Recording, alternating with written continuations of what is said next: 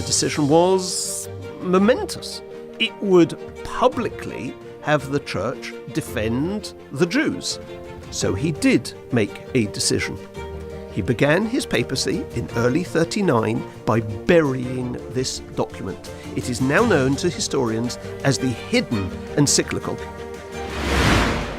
And the French guards tried to block her gaining entrance into the camp.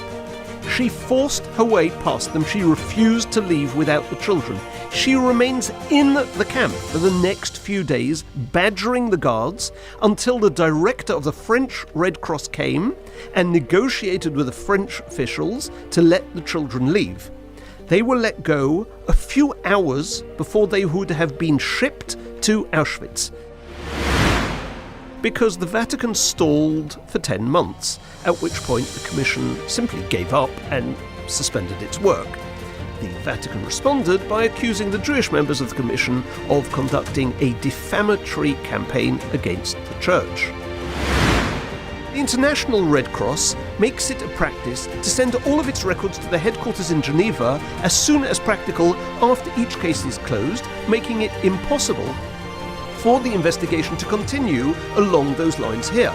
It is the opinion of this writer that an examination of those records in Geneva of all passports issued by the International Red Cross would reveal startling and unbelievable facts. Then Rabbi Herzog raised his head and looked at the young men gathered before him, and he said, "I cannot save those thousands of Jewish children, but I ask of you, how are you going to help rebuild the Jewish people?" Welcome to History for the Curious. I'm Mena Reisner, and I host the internationally renowned lecturer, dynamic historian, and tour guide, Rabbi Aubrey Hersh. Experience our history, confront dilemmas, and reveal the untold stories of 3,000 years of Jewish heritage, from Paris to Cairo, from the Russian Tsar to Maimonides, and from the Sinai Revelation to the French Revolution. Join the fastest growing Jewish history podcast in the world by subscribing to this channel and discovering the events that have shaped us into who we are today.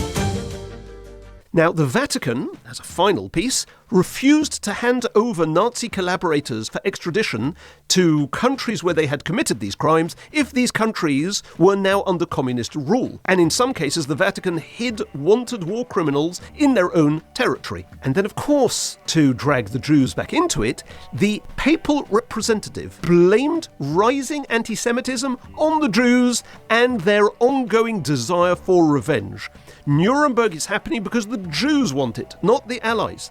The papal delegate wrote to the US High Commissioner asking for an amnesty on prosecutions, and he said, and I quote, "It is to be regretted that certain organizations are preventing this amnesty. Such an attitude will keep alive a spirit of vindictiveness that is not good for peace and prosperity. It will reawaken racial resentments that in the interests of those very organizations, quote unquote the Jews, should be weakened and done to death as quickly as possible. Thank you very much for your heartfelt advice and concern for rising anti-Semitism, which you blame on the Jews, just after 6 million of them have been murdered." And by the way, these Nazis are being prosecuted. The perpetrators didn't even meet the minimum standards of Catholic forgiveness. They never admitted personal guilt, they didn't repent, they didn't ask for forgiveness, and the surviving victims were never asked to share their opinion. Which means that the Nuremberg trials, denazification, rat lines, they're all deeply intertwined and connected to the church, and Catholic leaders looked for ways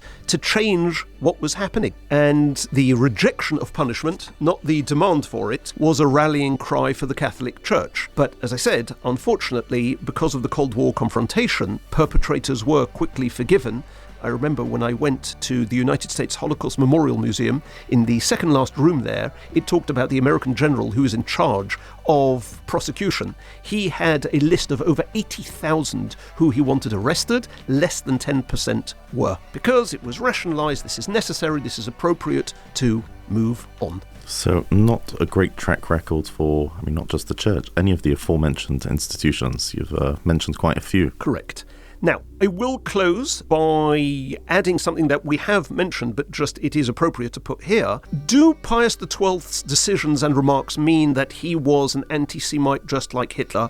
Of course not. There are many kinds of anti-Semitism, and they vary enormously in the nature of their focus and in their intensity. But his decisions and those of the Vatican may not be covered up. Let us, however, end on a more positive note, where the Church and the Red Cross made a positive difference. In Budapest in 1944, after June. This is one occasion when the Pope actually did protest, as we mentioned last week, but he did so under pressure. But the Vatican representative in Hungary did genuinely protest, as did the Swiss government, as did the Red Cross and the Swedish, and even Spain and Portugal and the United States. And it contributed, firstly, to the decision by the Hungarian regent, Horthy, to stop the deportations to Auschwitz on July 8th or 9th in 1944. And then, for the next 8 months until Budapest itself was liberated by the Russians in January 45, these organizations actually saved Jews. They worked together, they worked independently. Over 7 months, they saved the lives of tens of thousands of Jews. Tens of thousands, directly, indirectly. They created safe houses, they gave passports, they gave food to Jews in labor camps and on death marches. They met with government members, they collected money, they protested, they threatened the Hungarian government. Just underlines how tragic their previous silence over those years was.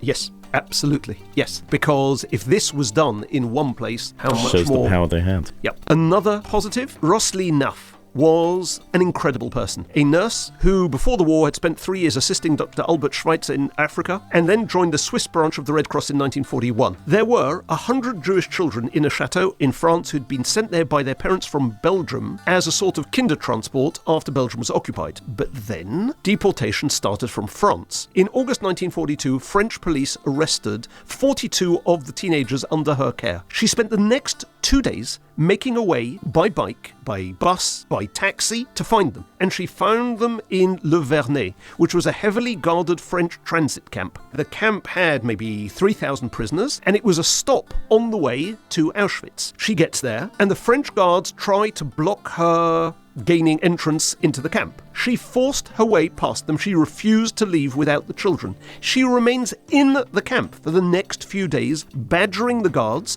until the director of the French Red Cross came and negotiated with the French officials to let the children leave. They were let go a few hours before they would have been shipped to Auschwitz, as Inga Bleier, one of the children, wrote in the book of her memoirs during the war. After they now returned to the castle, she begs Swiss officials to let her take the children across the border to Switzerland, but the Swiss refused. So she then decided that the only way she can do something is she will help them escape illegally. And she arranged an escape route with the help of the French underground and with sympathetic Swiss citizens. She somehow got hold of or made fake identities for the kids, gave them a train fare, gave them a map, and most managed to escape into Switzerland. When the Red Cross learned of Nauf's help helping the children escape, they fired her because Nazi and French officials had complained to the Red Cross. According to Red Cross documents, for intervening to help the children escape France, the Red Cross unanimously decided to, and I quote,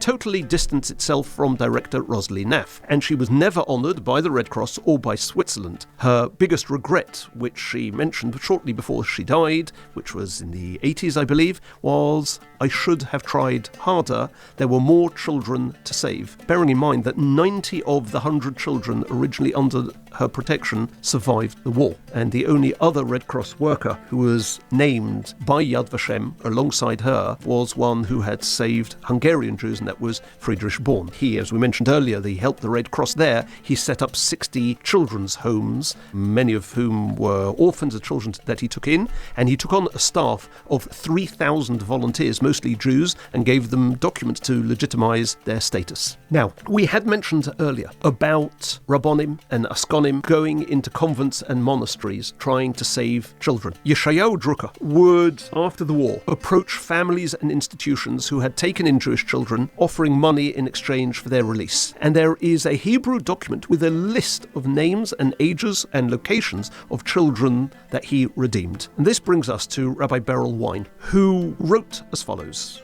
and I quote, and we will close with this. "One of my most vivid childhood memories is my father taking me with him to Chicago Midway's airport to greet Rabbi Herzog after the Second World War. Almost all the distinguished Orthodox rabbis in Chicago came to the airport that day. Rabbi Herzog then came to our school and spoke to us. He told us he had been to the Vatican and had asked Pope Pius XII to return the thousands of Jewish children entrusted to Catholic institutions in Europe, but he had failed to sway him. And at that point, speaking to us in Chicago, overcome with emotion, Rabbi Herzog put his head down on the lectern and wept bitterly. We were all in shock as the enormity of the Jewish tragedy of World War II began sinking in. Then Rabbi Herzog raised his head and looked at the young men gathered before him, and he said, 'I cannot save those thousands of Jewish children, but I ask of you, how are you going to help rebuild the Jewish people?' And afterwards, says Rabbi Wein, when we filed by him to shake his hand and receive his blessing, he repeated to each and every one of us,